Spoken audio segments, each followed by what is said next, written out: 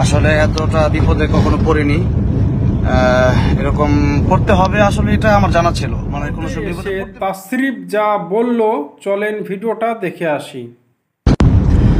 আসসালামু আলাইকুম রহমতুল্লাহ বরকাতুহ। আলহামদুলিল্লাহ, আল্লাহ পাকের কাছে অসংখ্য শুকর, তিনি আমাকে জালেমদের হাত থেকে রক্ষা করেছেন।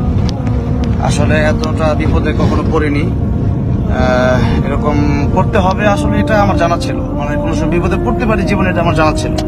মানে জীবনে যে কোনো সময় যে কোনো জায়গায় বিপদে পড়তে পারি জানা ছিল। কিন্তু আসলে আমি ভারতে একবার নয়, আমি কয়েকবার আসছি আলহামদুলিল্লাহ।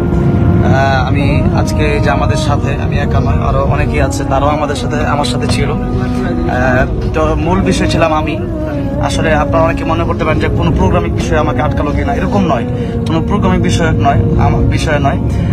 আমাকে তারা যে কোনো সন্দেহ করে যে আমি কোথায় আসলাম, এই সন্দেহে আমাকে আপনাদের কাছে রিকোয়েস্ট, আমাকে কেউ কল করবেন না। কারণ আমি মানে প্রচন্ড কলের কারণে আমার নেট একবার লাইভ দেওয়ার পরেও নেট কেটে গেছে।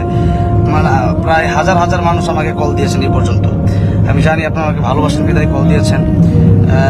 আর হচ্ছে আজকের যে বিষয়টা আমি একটু খোলামেলা আমি 1 মিনিটে বলে দিচ্ছি।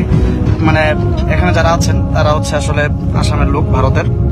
তারা আমাকে বলেছিল যে ভুটান যাওয়া যায়, কি বলে এটাকে, মানে পাসপোর্ট, মানে আইডি কার্ড দিয়ে, পাসপোর্ট লাগে না তাদের। তো সেটা আমি ভেবেছিলাম হয়তো আমরা যেতে পারবো। তো যেতে পারবো ঠিক আছে, ইন্ডিয়ার যে চেকপোস্ট ওখানে আমরা যখন আসি আমাদেরকে একজন পুলিশ আটকানোর পরে আমাদেরকে জিজ্ঞেস করলো আমরা কোথায় যাবো। আমি বললাম যে এদিকে যাওয়া যাবে কিনা।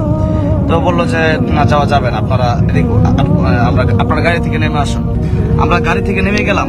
আচ্ছা, যদি না যাওয়া যায়, একটা জায়গায় যদি নাই যাওয়া যায় আমাদেরকে তো ছেড়ে দেবে। কিন্তু তারা আমাকে প্রশ্ন করা শুরু করলো একজন একজন করে প্রায় একজন নয়, মনে হয় 4-5 জন অফিসার সেখানে আসলো। তারা সেখানে আসার পর আমাকে একের পর এক প্রশ্ন করতে লাগলো। আমার পাসপোর্ট নিল, তাদের আইডি কার্ড নিল, তাদের এটিএম কার্ড নিল, ব্যাংকের কার্ড নিল।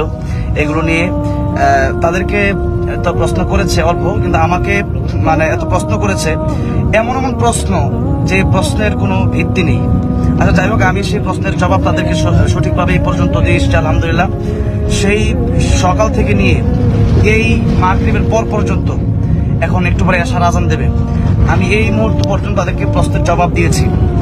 যাই হোক, অনেক কথাই আসলে, সব কথা আসলে মানে আমি লাইভে বলতে চাচ্ছি না, বললে এখানে আমার অনেক আরো ক্ষতি হওয়ার সম্ভাবনা আছে, জন্য আমি বলতে চাচ্ছি না। বাকি ইন্ডিয়া সহ বাংলাদেশে যারা আমার খোঁজ খবর রেখেছিলেন, আমি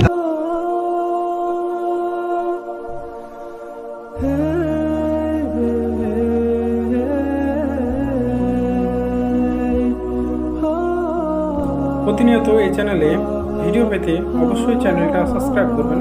আসসালামু আলাইকুম ওয়া রাহমাতুল্লাহি ওয়া বারাকাতুহু।